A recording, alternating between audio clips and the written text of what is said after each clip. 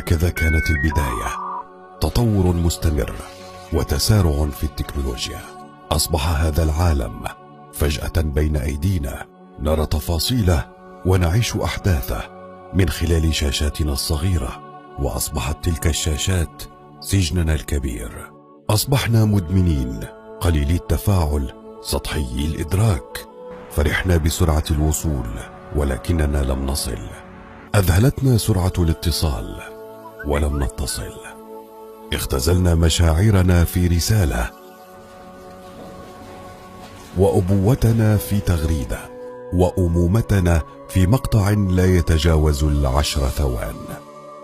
طهونا الطعام ليس لنأكله بل لنأخذ له صورة، واجتمعنا لنفقد إحساسنا ببعضنا، واهتممنا بتسجيل اللحظات أكثر من أن نعيشها. سجلنا مواعيدنا وتذكيرا بها ولم نحضرها. أصبحت الكتب سهلة الحمل ولكننا لم نعد نقرأ. اهتممنا بذاكرات أجهزتنا وأهملنا ذاكراتنا. لم نعد ننظر في أعين أبنائنا، فبحثوا عن آخرين يشاركونهم، يحدثونهم ويلعبون معهم. أصبحنا ملولين، مشتتين، منزعجين، نشكو فقدان اللحظة وغياب الابتسامة. وأصبحنا نردد: يا زمن أول. علاقاتنا الاجتماعية ضعفت، وروابطنا الأسرية تلاشت، ولم نعد حتى نطيق الجلوس في العالم الحقيقي. وفاجأتنا الأرقام. عدد المستخدمين للإنترنت تجاوز 60%. في كل دقيقة يتم رفع 72 ساعة فيديو على يوتيوب حول العالم، ويتم نشر 277 ألف تغريدة على تويتر، ومشاركة 347 ألف صورة على واتساب، و2,500,000 محتوى على فيسبوك.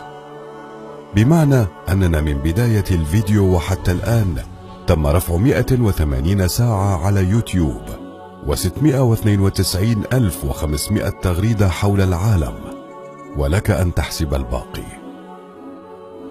يقضي المستخدمون ما يقارب 20 دقيقة من كل ساعة على مواقع التواصل الاجتماعي، وهذا ما يعني 25 سنة من أعمارهم تقريبا. ارتفاع معدل نسبة الطلاق بسبب مواقع التواصل الاجتماعي إلى 50%. أظهرت الأرقام أن مواقع التواصل الاجتماعي تؤثر على الترابط الأسري، فقد ارتفعت نسبة الأشخاص الذين لا يقضون وقتا مع عائلاتهم من 8% عام 2000 إلى 34% في وقتنا الحالي بسببها. بالإضافة إلى أن نسبة 32% من الأشخاص يتناولون الوجبات أثناء تصفحهم مواقع التواصل الاجتماعي.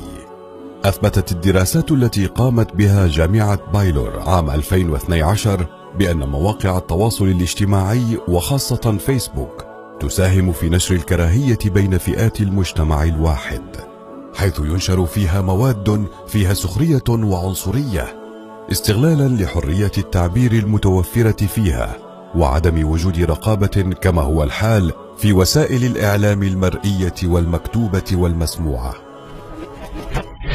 هكذا كانت البداية، ولكن هذا لا يعني أنها النهاية. نستطيع أن نصبح أفضل ونعيش واقعا أجمل، نشعر فيه ببعضنا، نصل فيه أرحامنا، نساعد فيه المحتاج، وننشر المحبة بيننا، نتعلم كيف نربي أطفالنا، نعيش لحظتنا ونحتفظ بها للذكرى، نقوي روابطنا الأسرية التي تهالكت، ونعيش مشاعر حقيقية، نعطي كل شيء وقته، عائلاتنا، أعمالنا وأصدقائنا، ولا ننسى أنفسنا. سنبدأ بداية جديدة غير تلك التي كنا بدأناها، وسنتصل ونصل.